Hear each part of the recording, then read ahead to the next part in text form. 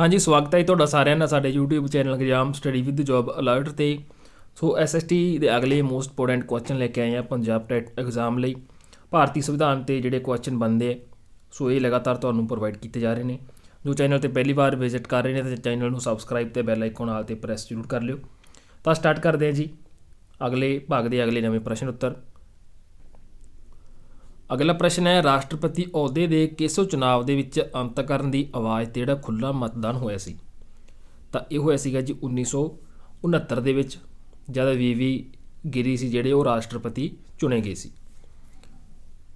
ਅਗਲਾ ਪ੍ਰਸ਼ਨ ਹੈ, ਜੇਕਰ ਲੋਕ ਸਭਾ ਦੇ ਵਿੱਚ ਕਿਸੇ ਵੀ ਦਲ ਨੂੰ ਬਹੁਮਤ ਪ੍ਰਾਪਤ ਨਾ ਹੋਵੇ ਤਾਂ ਰਾਸ਼ਟਰੀ ਕਾਂਗਰਸ ਕਿਸ ਨੂੰ ਪ੍ਰਧਾਨ ਮੰਤਰੀ ਜਿਹੜਾ ਤਾਂ ਰਾਸ਼ਟਰਪਤੀ ਹੈ ਤਾਂ ਕਿਸ ਨੂੰ ਪ੍ਰਧਾਨ ਮੰਤਰੀ ਨਿਯੁਕਤ ਕਰੇਗਾ? ਤਾਂ ਇਹ ਕਰੇਗਾ ਜੀ ਵਿਵੇਕ ਦਾ ਪ੍ਰਯੋਗ ਕਰ ਆਪਣੀ ਪਸੰਦ ਦੇ ਕਿਸੇ ਵੀ ਵਿਅਕਤੀ ਨੂੰ ਜੋ ਜ਼ਰੂਰੀ ਬਹੁਮਤ ਜੁਟਾ ਕੇ। ਅਗਲਾ ਪ੍ਰਸ਼ਨ ਹੈ, ਸੰਵਿਧਾਨ ਦਾ ਵਿਆਖਿਆਕਾਰ ਅਤੇ ਸੰਰਖਕ ਕੌਣ ਹੈ? ਤਾਂ ਉਹ ਹੈ ਜੀ ਸਰਵਉੱਚ ਅਦਾਲਤ। ਜੋ ਸੰਵਿਧਾਨ ਦੀ ਵਿਆਖਿਆਕਾਰ ਅਤੇ ਸੰਰਖਕ ਹੈ। ਕਿਹੜੇ ਰਾਜਾਂ ਦੇ ਵਿੱਚ ਦੋ ਸੰਵਿਧਾਨਾਤਮਕ ਵਿਧਾਨ ਮੰਡਲ ਹੈ? ਤਾਂ ਇਹ ਨੇ ਜੀ ਜੰਮੂ ਕਸ਼ਮੀਰ, ਬਿਹਾਰ, ਮਹਾਰਾਸ਼ਟਰ, ਕਰਨਾਟਕ, ਉੱਤਰ ਪ੍ਰਦੇਸ਼ ਅਤੇ ਤੇਲੰਗਾਨਾ ਅਤੇ ਆਂਧਰਾ ਪ੍ਰਦੇਸ਼। ਅਗਲਾ ਪ੍ਰਸ਼ਨ ਹੈ, ਰਾਸ਼ਟਰੀ ਸੰਕਟ ਕਾਲ ਦੌਰਾਨ ਮੌਲਿਕ ਅਧਿਕਾਰਾਂ ਦੇ ਨਿਲੰਬਨ ਸੰਬੰਧੀ ਪ੍ਰਾਵਧਾਨ ਹੈ ਜਿਹੜਾ ਉਹ ਕਿਹੜੇ ਦੇਸ਼ ਦੇ ਸੰਵਿਧਾਨ ਦੇ ਵਿੱਚੋਂ ਲਿਆ ਗਿਆ? ਤਾਂ ਇਹ ਲਿਆ ਗਿਆ ਜੀ ਜਰਮਨੀ ਦੇ ਵਾਈਮਰ ਸੰਵਿਧਾਨ ਤੋਂ। ਅਗਲਾ ਪ੍ਰਸ਼ਨ ਹੈ, ਸੰਪਤੀ ਦੇ ਅਧਿਕਾਰ ਨੂੰ ਕਿਸ ਸੰਵਿਧਾਨ ਸੋਧ ਦੁਆਰਾ ਹਟਾਇਆ ਗਿਆ? ਤਾਂ ਇਹ ਹਟਾਇਆ ਗਿਆ ਜੀ 44ਵੀਂ ਸੰਵਿਧਾਨਕ ਸੋਧ ਦੇ ਦੁਆਰਾ। ਅਗਲਾ ਪ੍ਰਸ਼ਨ ਹੈ, ਨਾਗਰਿਕਤਾ ਪ੍ਰਾਪਤ ਕਰਨ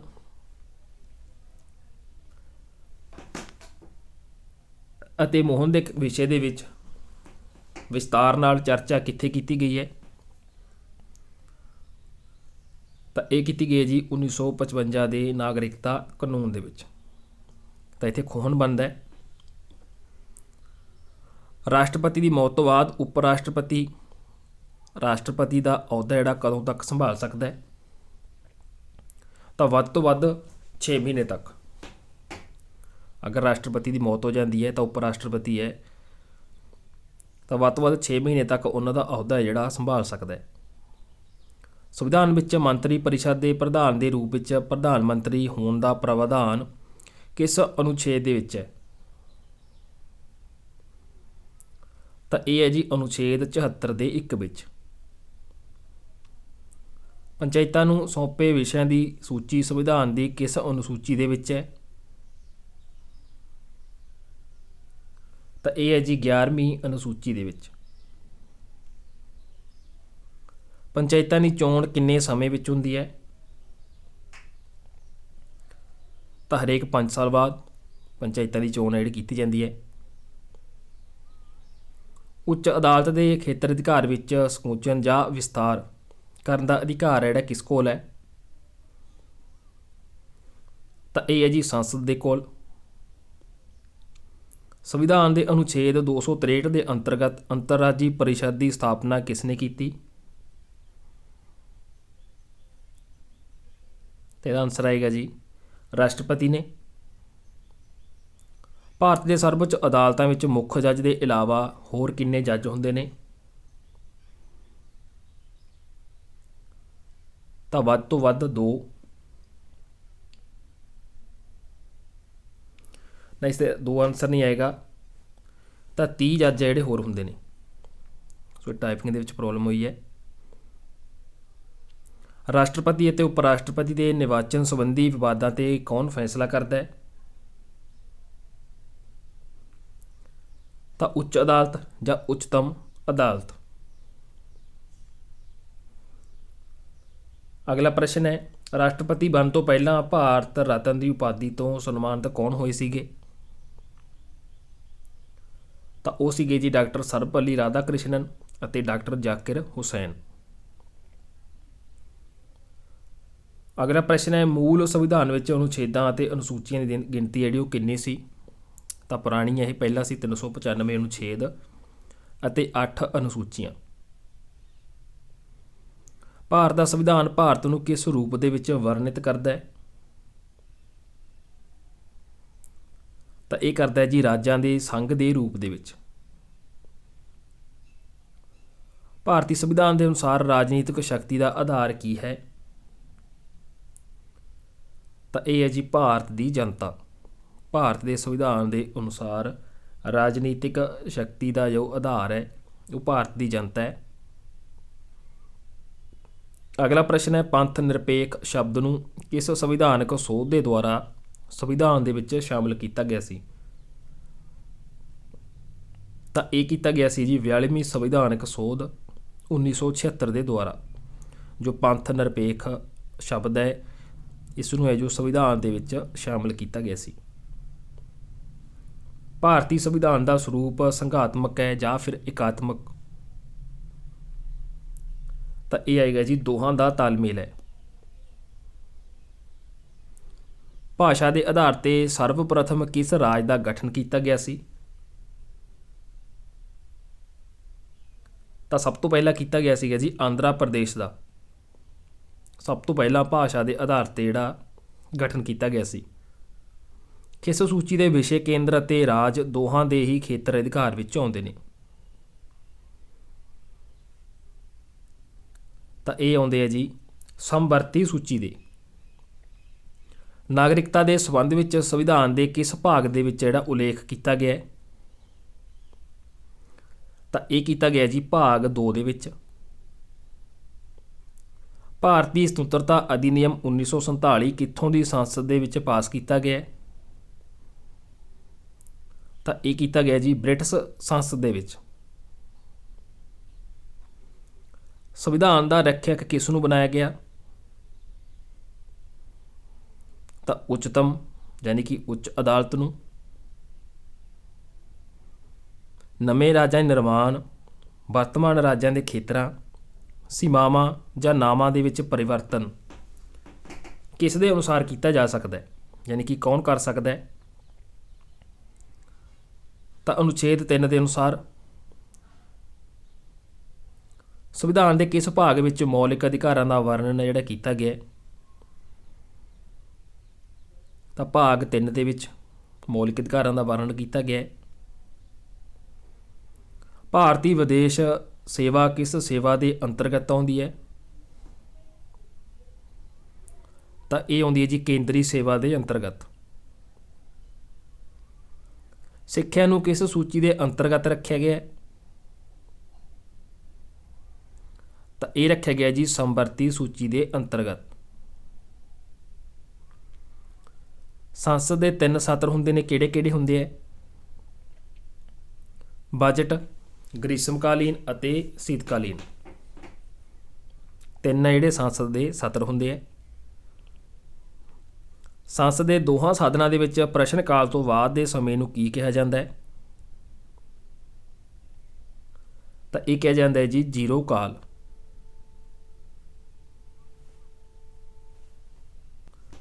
ਅਗਲਾ ਪ੍ਰਸ਼ਨ ਹੈ, ਮਹਾਧਿਵਕਤਾ ਦੀ ਨਿਯੁਕਤੀ ਕਿਸ ਦੁਆਰਾ ਹੁੰਦੀ ਹੈ? ਤਾਂ ਇਹ ਹੁੰਦੀ ਹੈ ਜੀ ਰਾਜਪਾਲ ਦੇ ਦੁਆਰਾ। ਰਾਜਮਨਾਰ ਆਯੋਗ ਦਾ ਗਠਨ ਕਿਸ ਉਦੇਸ਼ ਤੋਂ ਕੀਤਾ ਗਿਆ ਹੈ? ਤਾਂ ਪ੍ਰਸ਼ਾਸਨਿਕ ਸੁਧਾਰ ਦੇ ਲਈ ਰਾਜਮਨਾਰ ਆਯੋਗ ਦਾ ਗਠਨ ਹੈ ਜਿਹੜਾ ਕੀਤਾ ਗਿਆ। ਭਾਰਤੀ ਵਣ ਸੇਵਾ ਨੂੰ ਕਿਸ ਸੇਵਾ ਦੇ ਅੰਤਰਗਤ ਰੱਖਿਆ ਗਿਆ? ਤਾਂ ਇਹ ਰੱਖਿਆ ਗਿਆ ਜੀ ਅਖਿਲ ਭਾਰਤੀ ਸੇਵਾ ਦੇ ਅੰਤਰਗਤ। ਜ਼ਿਲ੍ਹਾ ਜੱਜਾਂ ਦੀ ਨਿਯੁਕਤੀ ਕਿਸ ਦੁਆਰਾ ਕੀਤੀ ਜਾਂਦੀ ਹੈ? ਤਾਂ ਇਹ ਕੀਤੀ ਜਾਂਦੀ ਹੈ ਜੀ ਰਾਜਪਾਲ ਦੇ ਦੁਆਰਾ। 73ਵੀਂ ਸੰਵਿਧਾਨਕ ਸੋਧ ਅਧਿਨਿਯਮ ਦੁਆਰਾ ਕਿਸ ਵਿਸ਼ੇ ਨਾਲ ਸੰਬੰਧਿਤ ਕਾਨੂੰਨ ਬਣਾਇਆ ਗਿਆ ਹੈ? ਤਾਂ ਇਹ ਬਣਾਇਆ ਗਿਆ ਜੀ ਪੰਚਾਇਤੀ ਰਾਜ ਵਿਵਸਥਾ ਦੇ ਵਿਸ਼ੇ ਨਾਲ ਸੰਬੰਧਿਤ 73ਵੀਂ ਸੰਵਿਧਾਨਕ ਸੋਧ ਨਾਲ ਸੰਬੰਧਿਤ ਜਿਹੜਾ ਕਾਨੂੰਨ ਬਣਾਇਆ ਗਿਆ। ਕਿਤੇ ਵੀ ਨਿਵਾਸ ਜਾਂ ਕਿੱਥੇ ਵੀ ਨਿਵਾਸ ਕਰਨ ਦੀ ਸੁਤੰਤਰਤਾ ਤੇ ਕਿਸ ਰਾਜ ਵਿੱਚ ਪ੍ਰਤੀਬੱਧ ਹੈ? ਤਾਂ ਇਹ ਹੈ ਜੀ ਜੰਮੂ ਕਸ਼ਮੀਰ ਦੇ ਵਿੱਚ। ਤਾਂ ਹੁਣ ਤਾਂ ਜਿਹੜੀ 370 ਧਾਰਾ ਹਟਾ ਦਿੱਤੀ ਗਈ ਹੈ। ਪੰਚਾਇਤੀ ਰਾਜ ਵਿਵਸਥਾ ਨੂੰ ਕਿਸ ਸੰਵਿਧਾਨ ਸੋਧ ਦੇ ਦੁਆਰਾ ਸੰਵਿਧਾਨਕ ਦਰਜਾ ਜਿਹੜਾ ਦਿੱਤਾ ਗਿਆ ਹੈ? ਤਾਂ 73ਵੀਂ ਸੋਧ ਦੇ ਦੁਆਰਾ। ਸੰਵਿਧਾਨ ਦੇ ਕਿਸ ਅਨੁਛੇਦ ਵਿੱਚ ਸੋਧ ਕਰਕੇ ਅਨੁਸੂਚਿਤ ਜਾਤੀ ਅਤੇ ਅਨੁਸੂਚਿਤ ਜਨਜਾਤੀ ਆਯੋਗ ਦੀ ਵਿਵਸਥਾ ਕੀਤੀ ਗਈ? ਤਾਂ ਇਹ ਕੀਤੀ ਗਈ ਜੀ ਅਨੁਛੇਦ 338 ਦੇ ਵਿੱਚ। ਸੰਵਿਧਾਨ ਦੇ ਕਿਸ ਸੋਧ ਦੇ ਆਧਾਰ ਤੇ ਰਾਜਾਂ ਦੀਆਂ ਵਿਧਾਨ ਸਭਾਵਾਂ ਵਿੱਚ ਐਂਗਲੋ ਭਾਰਤੀ ਸਮੁਦਾਇ ਦੇ ਲੋਕਾਂ ਨੂੰ ਨਿਯੁਕਤ ਕਰਨ ਦਾ ਅਧਿਕਾਰ ਹੈ ਜਿਹੜਾ ਉਹ ਰਾਜਪਾਲ ਨੂੰ ਦਿੱਤਾ ਗਿਆ? ਤਾਂ 23ਵੀਂ ਸੰਵਿਧਾਨਕ ਸੋਧ ਦੇ ਆਧਾਰ ਤੇ ਰਾਜ ਦੀਆਂ ਜੋ ਵਿਧਾਨ ਸਭਾਵਾਂ ਨੇ ਇਸ ਵਿੱਚ ਐਂਗਲੋ ਭਾਰਤੀ ਸਮੁਦਾਇ ਦੇ ਲੋਕਾਂ ਨੂੰ ਨਿਯੁਕਤ ਕਰਨ ਦਾ ਅਧਿਕਾਰ ਹੈ ਜਿਹੜਾ ਉਹ ਰਾਜਪਾਲ ਨੂੰ ਦਿੱਤਾ ਗਿਆ। ਸੰਘ ਲੋਕ ਸੇਵਾ ਆਯੋਗ ਲਈ ਖਰਚ ਦਾ ਭਾਰ ਹੈ ਜਿਹੜਾ ਕੌਣ ਸਹਿਣ ਕਰ ਸਕਦਾ ਹੈ ਜਾਂ ਕੌਣ ਸਹਿਣ ਕਰਦਾ ਹੈ?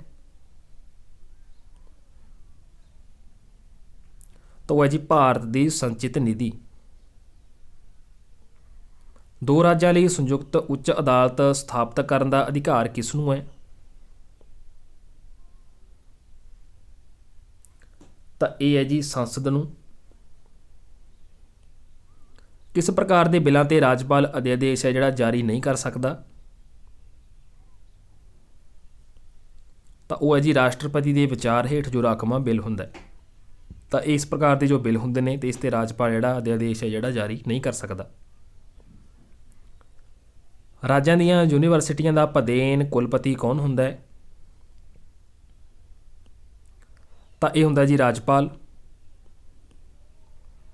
ਜਿਨ੍ਹਾਂ ਪ੍ਰਸ਼ਨਾਂ ਦਾ ਉੱਤਰ ਮੈਂਬਰ ਜਲਦੀ ਚਾਹੁੰਦਾ ਹੈ ਉਸ ਨੂੰ ਕਿਸ ਤਰ੍ਹਾਂ ਦੇ ਪ੍ਰਸ਼ਨ ਕਿਹਾ ਜਾਂਦਾ ਹੈ?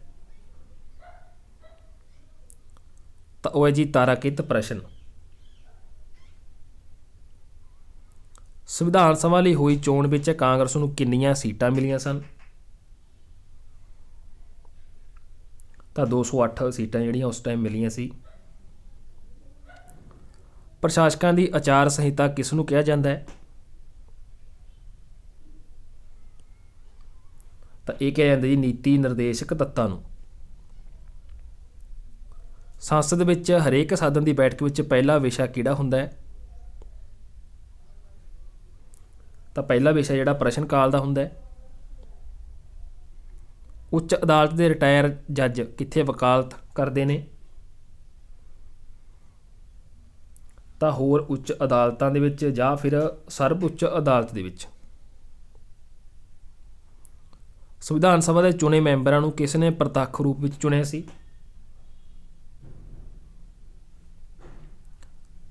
ਤਾਂ ਪ੍ਰਾਂਤਾਂ ਦੀਆਂ ਵਿਧਾਨ ਸਭਾਵਾਂ ਦੇ ਮੈਂਬਰਾਂ ਨੇ। ਸੰਵਿਧਾਨ ਦਾ ਕਿਹੜਾ ਅਨੁਛੇਦ ਸਮਾਜਿਕ ਸਮਾਨਤਾ ਦਾ ਅਧਿਕਾਰ ਪ੍ਰਦਾਨ ਕਰਦਾ ਹੈ? ਤਾਂ ਇਹ ਅਨੁਛੇਦ ਹੈ ਜੀ ਅਨੁਛੇਦ 51। ਸਰਵਉੱਚ ਅਦਾਲਤ ਵਿੱਚ ਅਜੋਕੇ ਜੱਜਾਂ ਦੀ ਨਿਯੁਕਤੀ ਜਿਹੜੀ ਉਹ ਕੌਣ ਕਰਦਾ ਹੈ? ਤਾਂ ਰਾਸ਼ਟਰਪਤੀ ਦੀ ਮਨਜ਼ੂਰੀ ਪ੍ਰਾਪਤ ਕਰ ਸਰਵਉੱਚ ਅਦਾਲਤ ਦਾ ਮੁੱਖ ਜੱਜ।